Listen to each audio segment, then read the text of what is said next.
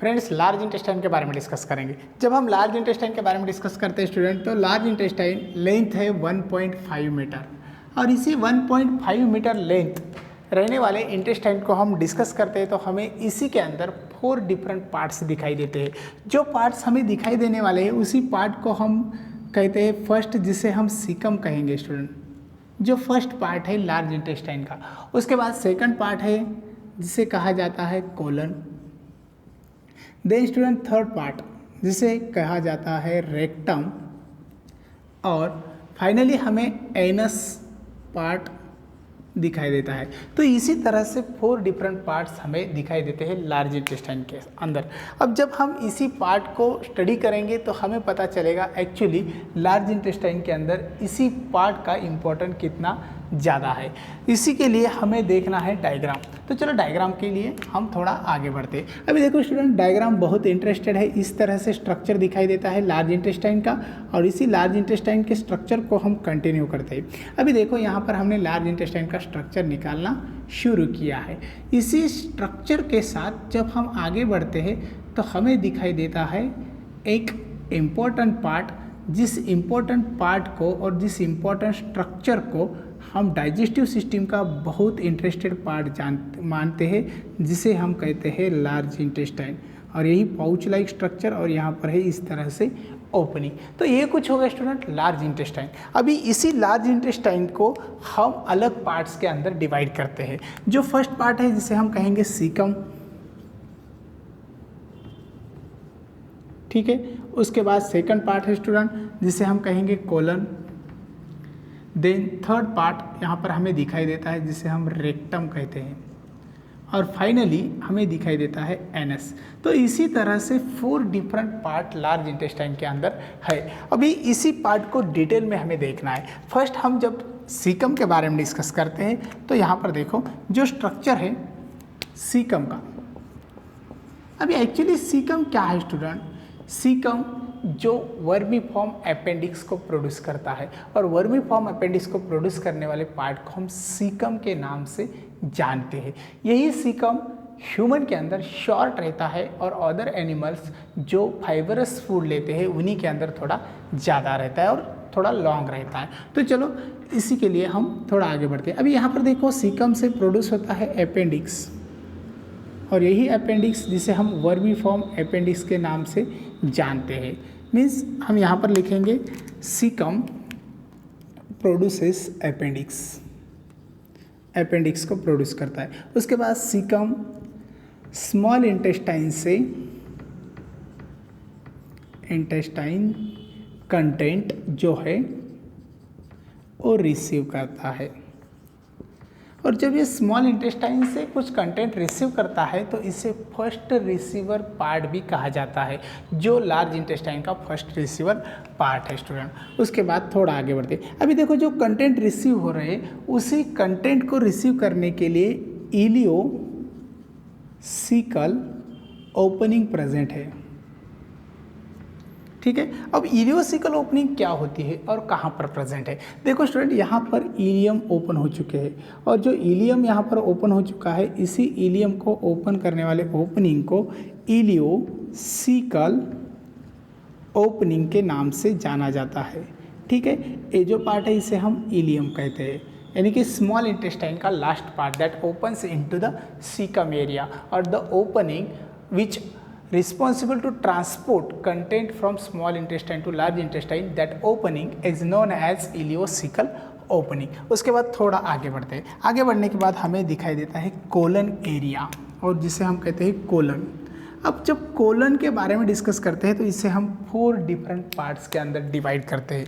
इसी के अंदर फर्स्ट पार्ट है स्टूडेंट जिसे हम कहते हैं ascending colon, second transverse colon, then third जिसे कहा जाता है डिसेंडिंग कोलन,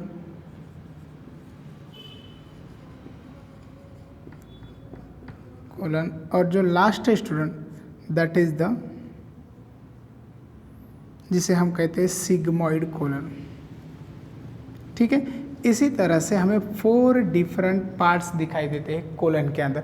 अभी असेंडिंग कोलन क्या है, जिसके के अंदर फूड जो है वो अपवर्ड डायरेक्शन से चलता है, मीन्स जो कंटेंट है वो कंटेंट अपवर्ड डायरेक्शन से चलते हैं। उसके बाद ट्रांसवर्स के अंदर तो कंटेंट है वो कंटेंट ट्रांसवर्स डायरेक्शन से चलते हैं। उसके बाद डिसेंडिंग के अंदर डिसेंडिंग डायरेक्शन से चलते हैं, डिसेंडिंग डायरेक्शन से। और जो सिग्मॉइड है वहाँ पर बेंट एरिया है जो अब हम देखने वाले हैं, ठीक है। इसी तरह से अभी देखो इसी डिफरेंट टाइप्स के हम कैरेक्टर के साथ थोड़ा आगे बढ़ते हैं तो हमें पता चलता है एक्चुअली जो कंटेंट आ रहे हैं वो स्मॉल इंटेस्टाइन से आ रहे हैं और इसी तरह से अपवर्ड डायरेक्शन को मूव हो रहे हैं। जब कंटेंट अपवर्ड डायरेक्शन से मूव होते हैं तो उसे हम कहेंगे असेंडिंग कोलन, असेंडिंग कोलन। अभी यही कंटेंट फिर थोड़ी देर के बाद इसी तरह से ट्रांसवर्स साइड से मूव होते हैं और जब ये ट्रांसवर्स साइड से मूव होते हैं तो इसे हम कहेंगे ट्रांसवर्स कोलन, ट्रांसवर्स कोलन। और फाइनली स्टूडेंट जो कंटेंट ट्रांसवर्स के बाद सीधा डाउनवर्ड डायरेक्शन को मूव होते हैं तो उसे हम कहते हैं डिसेंडिंग कोलन, डिसेंडिंग कोलन, ठीक है। अभी देखो स्टूडेंट यहाँ पर डिसेंडिंग कोलन के बाद हमें जो लार्ज इंटेस्टाइन दिखाई दे रहे वो थोड़े बेंट हुए वाले नज़र आ रहे हैं और जब ये बेंट हुए वाला एरिया नज़र आता है तो इसे कहा जाता है सिग्मॉइड कोलन, ठीक है। उसके बाद जो सिग्मॉइड कोलन है वो तो बेंट एरिया है लार्ज इंटेस्टाइन का। देन एक और पार्ट दिखाई देता है जो पाउच लाइक पार्ट है और इसी पाउच लाइक के पार्ट के अंदर कुछ कंटेंट स्टोर हुए वाले दिखाई देते हैं जो कंटेंट फीकल मैटर के नाम से जाने जाते हैं, फीकल मैटर, ठीक है। उसके बाद थोड़ा आगे बढ़ते हैं। अभी देखो कोलन के बारे में हो चुका है, अब हमें देखना है third part that is the rectum. और जब हम रेक्टम के बारे में सोचते हैं तो एक्चुअली रेक्टम क्या है स्टूडेंट, रेक्टम जो पाउच है मीन्स पाउच लाइक स्ट्रक्चर है और इसी पाउच लाइक स्ट्रक्चर का वर्क क्या है, पाउच लाइक स्ट्रक्चर जिसी के अंदर स्टोर होता है faecal matter, faecal matter store होता है। तो इसी तरह से ये रेक्टम के बारे में हो चुका है। अभी देखो रेक्टम जो है ओपन होता है एनस के अंदर और एनस के अंदर ओपन होने के लिए एक कैनल है स्टूडेंट, जिस कैनल को हम एनल कैनल के नाम से जानते हैं, एनल कैनल, ठीक है। एनल कैनल जो रेक्टम को ओपन करता है, एनल कैनल, एनल कैनल, ठीक है। यही एनल कैनल ओपन करता है रेक्टम को, means opens to rectum, rectum को ओपन करता है एनल कैनल और एनल कैनल रेक्टम को ओपन करता है इनटू द एनस, कहाँ पर, एनस का अंदर। उसके बाद फोर्थ जो है जिसे हम कहते हैं एनस, जो anus that is the structure which is responsible to expelling of the non digested content outside toward the body। जो नॉन डाइजेस्टेड कंटेंट है स्टूडेंट, नॉन डाइजेस्टेड कंटेंट उसी को एक्सपेल करना, expelling outside, side from body, body से outside को explain करना, ये work है एनस का। और एक्चुअली जब हम एनस के बारे में डिस्कस करते हैं तो anus guarded by sphincters, it guarded by sphincter, means sphincter, इसी के अंदर हमें कुछ स्पिंक्टर का गार्डेशन दिखाई देता है। तो ये कुछ हो गया लार्ज इंटेस्टाइन के बारे में। अभी देखो स्टूडेंट लार्ज इंटेस्टाइन के बारे में और एक इम्पॉर्टेंट बात है, लार्ज इंटेस्टाइन के अंदर जो चलता है एब्जॉर्प्शन, वो एब्जॉर्प्शन किस प्रकार का है, एब्जॉर्प्शन के अंदर वाटर है, कुछ मिनरल्स है और कुछ साल्ट जो इम्पोर्टेंट साल्ट्स है, इन सभी का एब्जॉर्प्शन लार्ज इंटेस्टाइन के साथ चलता है। और जो मैटर लार्ज इंटेस्टाइन से रन होता है उसी मैटर को हम एक्सक्रिएटरी मटेरियल कहते हैं। ठीक है, तो इसी एक्सक्रिएटरी मटेरियल के अंदर कुछ बैक्टीरियाज होते हैं, बैक्टीरिया, उसके बाद हार्मफुल कंटेंट होते हैं, उसके बाद हार्मफुल कंटेंट के साथ कुछ पॉइजनस कंटेंट भी होते हैं,